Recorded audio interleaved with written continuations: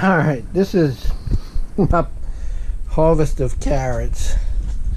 It's not that great. Still got a lot of little ones in there. But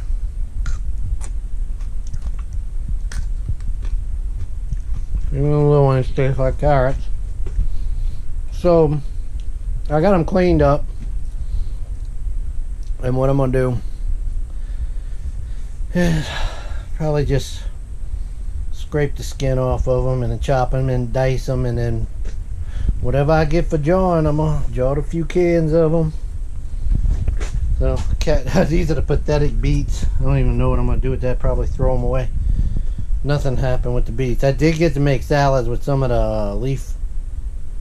the beet leaves, but beet roots, this is probably the best one. I don't know. If I had enough to even put one jar, I'd pickle them or something, but that ain't even enough for that. Oh well, live and learn. Alright y'all, I didn't have the biggest carrot harvest of the year. This is basically what I had. So I got what I got. So I'm just gonna put them away. I'm gonna use my canner, and I'm gonna can some carrots. Now, I would do a canning video on carrots, but let me tell you people, the way I can is I'm gonna come up here. I got the ball canning guide, the Vitamix, the sausage maker, all of that. Where's my, they're gone. Up there, my ball blue book guide to preserve it. Now I got two ball blue books. This is the everything. So I'm sure I can look up in the ball blue book. Let's see. Carrots, can 67.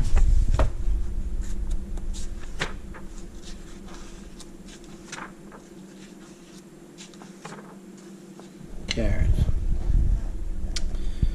Let's see. Quart.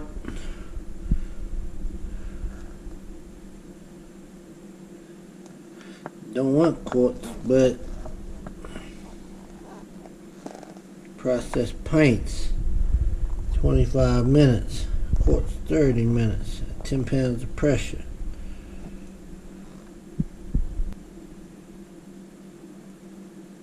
Half teaspoon of salt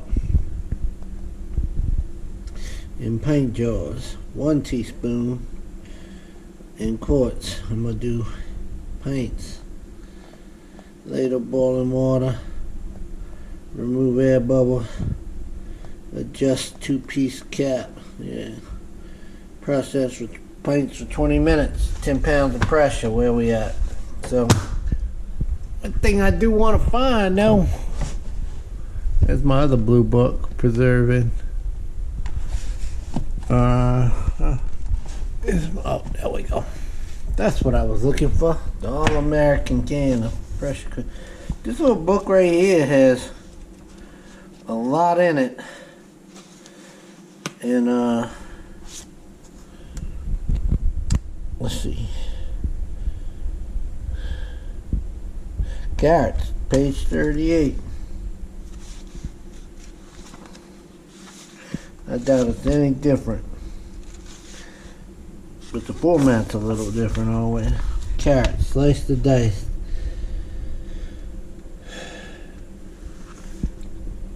Pints, 25 minutes, 10 pounds. Hot or raw.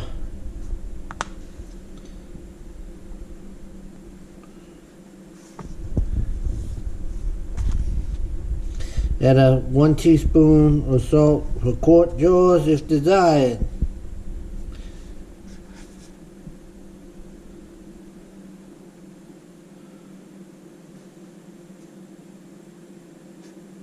So this is easy enough to see. It said 1 teaspoon of salt for quarts, but half teaspoon for pints. Same thing, 25 minutes for pints, 30 minutes for quarts. Easy peasy, lemon squeezy. So I'm gonna go get the jars. I'm gonna load them up, and I'm gonna set back some carrots.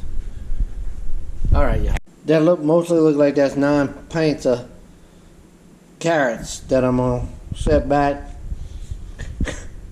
Yeah. Everything counts. I don't care what you say. Everything counts. It's 9 pints of carrots that no one else has. I grew them. I ain't let them go to waste. And you know, that was a lot of work. That was a lot of work for those 9 pints of carrots. So, you know, my wife decides to make a souffle, or I make a souffle, or my daughter makes a souffle. We're going to have carrots set back.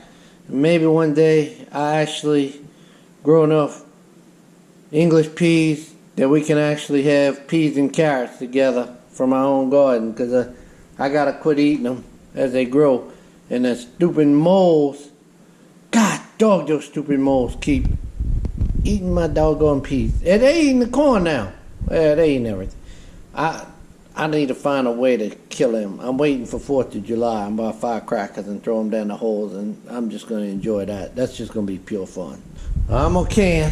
I'm going to just hurry up and I'm going to wash those jars out. I wanted to see how many jars I needed, so that's why I put them in there. I'm going to wash them out, get some hot water going. All right, y'all. I got the carrots in their jars. Now, the thing says, the book says, the recipe says to put hot water in there. I ain't got to do that.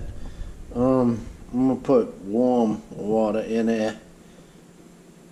Reason being is I'm going to do these for 25 minutes in a pressure cooker from the time where it reaches pressure. And 25 minutes at 212 is the boiling point of water in the Fahrenheit scale. And a pressure cooker brings it up to 249. Basically what you're doing is you're autoclaving. And autoclaving is what autoclaving is what hospitals use to sterilize instruments. I'm not a bacteriologist. I'm not a microbiologist. I have a background that I can kind of hold my own with someone talking about it. But if they know anything more than an entry-level healthcare field, someone that specializes in it, they'll be able to take me to school on it. But that's not my forte. I do know about it, though. Anyway, I know that I'm going to bring it up to a temperature where I'll be safe. All right, here we go. I'm just going to put some Morton's Cannon salt in there, half a teaspoon in each one, and then rock and roll. I got over here, got the water in my All-American canner. I think that's a 921. So we'll rock and roll. So anyway, with an All-American canner. Okay, that you're not supposed to do it on a glass top. All my houses before this one had gas, but you know, this house didn't have gas when we bought it, and there wasn't no way I could put it in yet. So I decided to go ahead and try it on a glass top. It works just fine, just like a whole bunch of other people said it does on YouTube. So, you know, the way All-American canners work, you gotta get that little grip on there. It grips underneath, so you put that down to where it goes down.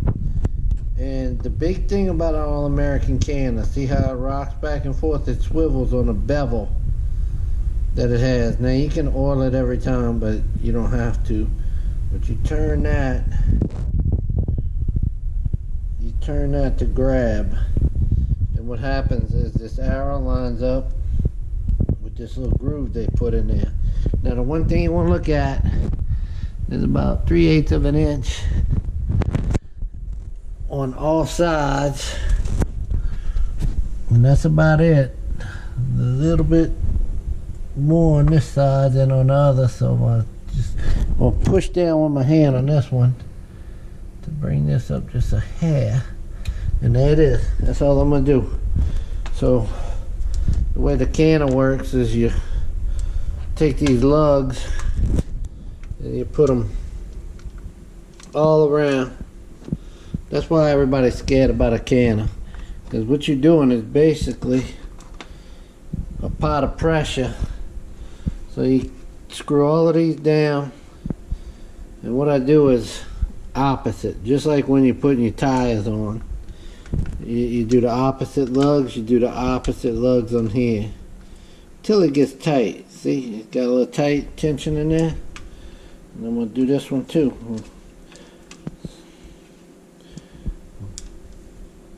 The tensions. Hand tight. Hand tight. Every other one. Hand tight. Hand tight. Then you do the hand tight. Hand tight. Hand tight. Next one over. Hand tight. Hand tight. Hand tight. This one. Tight. Tight. Tight. That's pretty tight. I don't think I need to get any tighter than that. I could bear down on each one of them, but there really ain't no need to do that. So I'm just gonna go ahead and put this on high, and this on high, and we're gonna wait for some steam, because I got this filled with about, you know, that much water. Whoop, watch your hand. About that much water right there. And I'm gonna wait for some steam to come out of there. Now I checked this right here, it's open.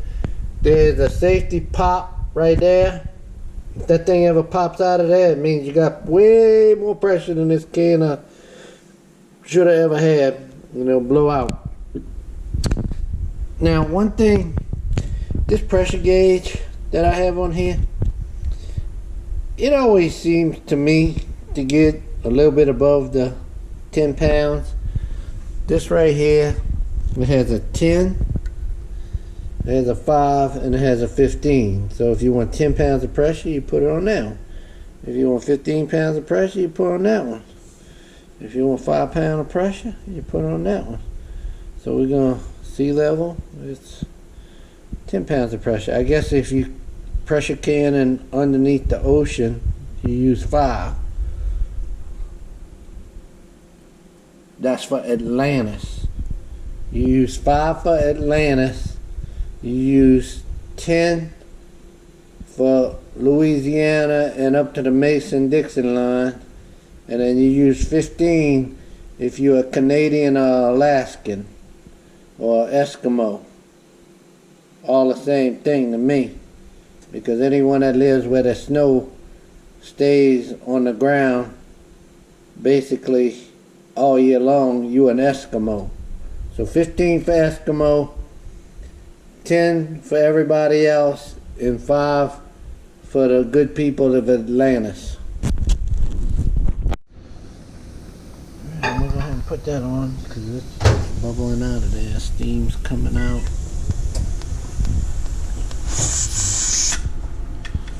So as soon as it goes, that's when I'm going to start the timer.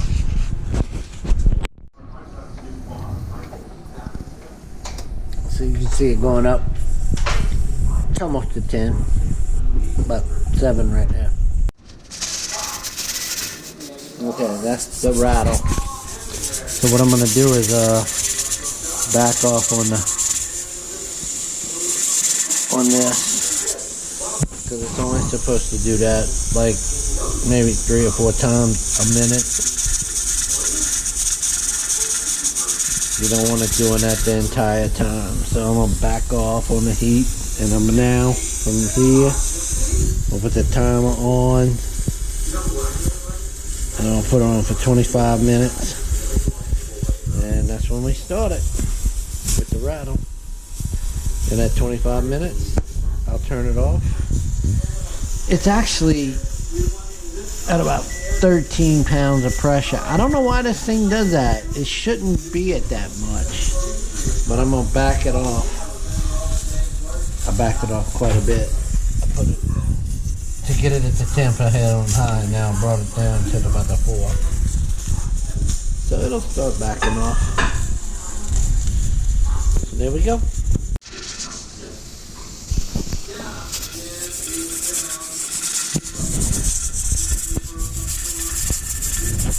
So this one went to 12.5 pounds and it stayed at that.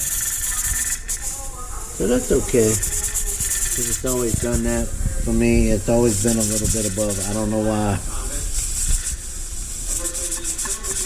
Maybe the pressure gauge is a little off. I don't know. Maybe I just don't know how to work it right. We're down to the last few seconds here.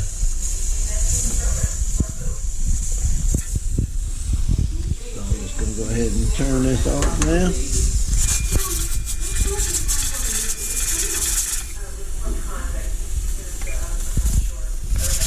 And just let that go down from here on out.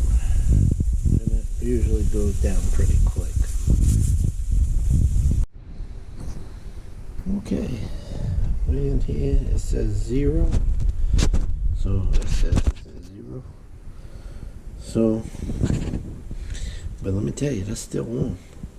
So I'm gonna go ahead and that still has some suction in there. So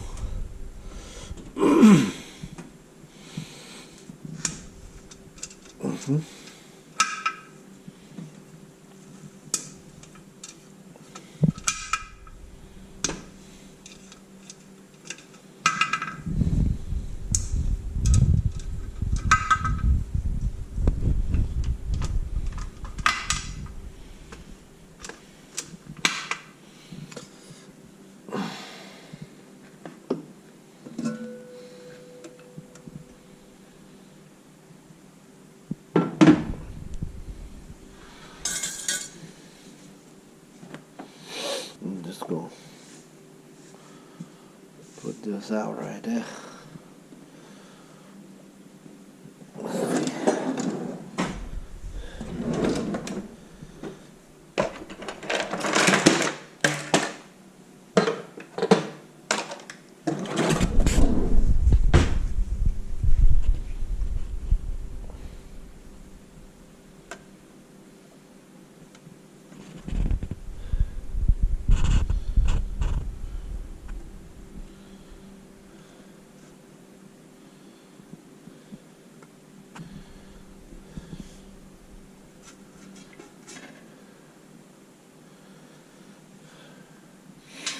Now, I fully don't expect all of these to have sealed perfectly because I used old lids, and that's okay, because if they did not, I still use these carrots for something. But I do firmly believe some of them will have sealed. So I will have some carrots to sit back.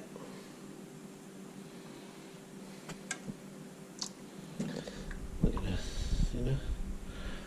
Nice beautiful carrots. Pretty. Now, some people would say you put some vinegar in there and it'd be alright, but it's still not too bad. Bubbling. Yeah.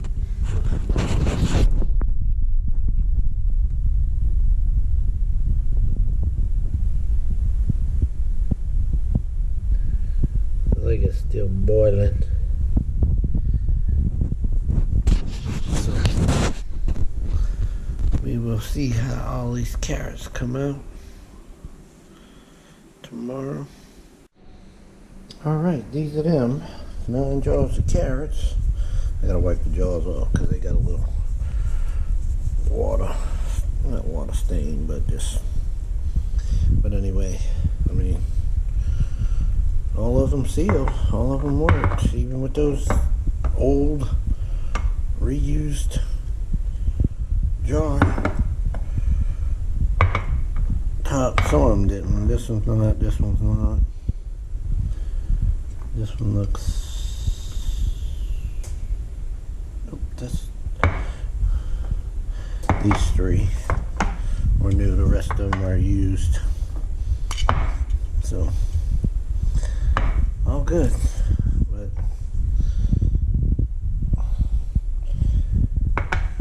9 pints of carrots for all that labor from the garden this year.